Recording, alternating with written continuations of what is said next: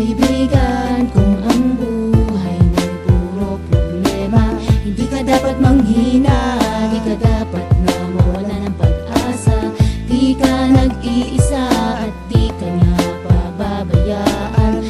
Nariyan na siya sa iyong tabi at ikaw ay kanyang tutulungan. Di naman puro mabuti lang, sa kanya ay dapat mata mo. Kung minsan ay tinutuwi sa kasalanan upang makita mo, tayo'y pantay-pantay, walang mahirap o mayaman. Subalit di ka dapat magtampo, ang dapat nga siya ay lapitan. Halika, sumama ka sa'king kaibigan, upang iyong malaman kung ano ang tunay niyang kalooban.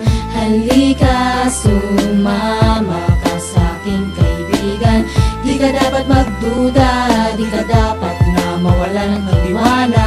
Kung minsan ay di na makangiti at madalas laging pumapatak ang luha sa mga mata, maniwala kapag ika'y kanyang anak. Minsan ay para bang gusto ko nang mamatay dahil sa mga problema na ayaw humiwalay. Pero aking nilagay aking sarili sa iba at aking nalaman na ako'y hindi nag-iisa. Madalas na pumatak ang aking mga luha dahil sa mga kabiguan na lagi nakukuha. Ngunit hindi lang naman ako ang nakaranas ng pait. Marami diyang iba na buhay na ang naging kapalit ng mga pagsisikap, ngunit sila'y nabigo pa rin. Tanong ko sa sarili, ba sila'y nakatayo pa rin? Naging matibay, sila ay hindi nagpakarupok. Gano'ng mga karami ang dinanas na pagsubok. Sila ay naniwala, nagtiwala sa magagawa ng makapangyarihang may kapalan siyang dakila sa lahat. Sa kanya nagbuhat ang bawat nasa iyong paligid. Sa kanya ay lumapit, manalig ka kapatid. Halika, sumama ka sa'king kaibigan, upang iyong malaman kung ano ang tunay niyang kalooban.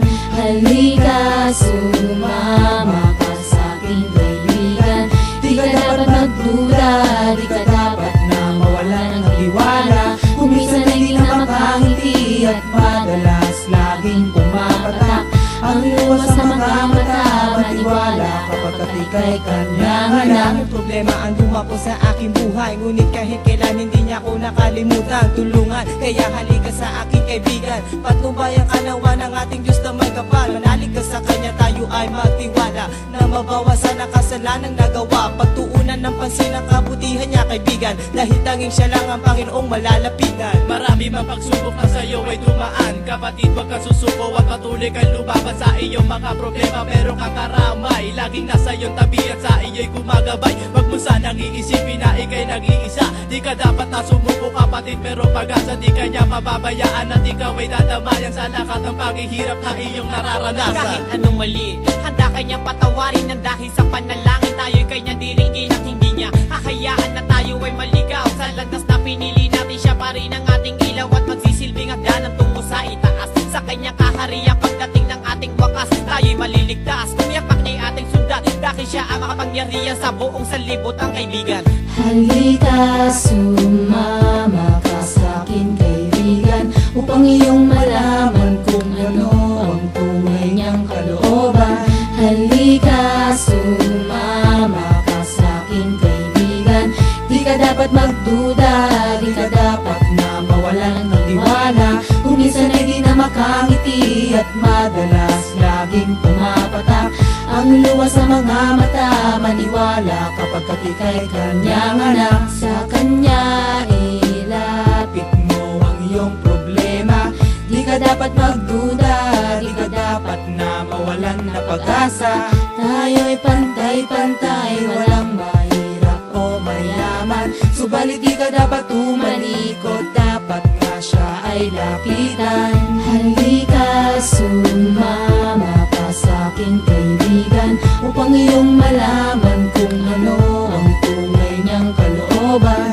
Halika, sumama ka sa'king kaibigan, di ka dapat magduda, di ka dapat na mawala ng tiwala. Kung minsan ay di na makangiti at madalas laging pumapatak ang luha sa mga mata, maniwala kapag ika'y kanyang anak. Kaibigan, kung ang buhay mo'y puro problema, hindi ka dapat manghina, di ka dapat na mawala wala ng pag-asa. Di ka nag-iisa at di ka niya pababayaan. Nariyan lang siya sa iyong tabi at ikaw ay kanyang tutulungan.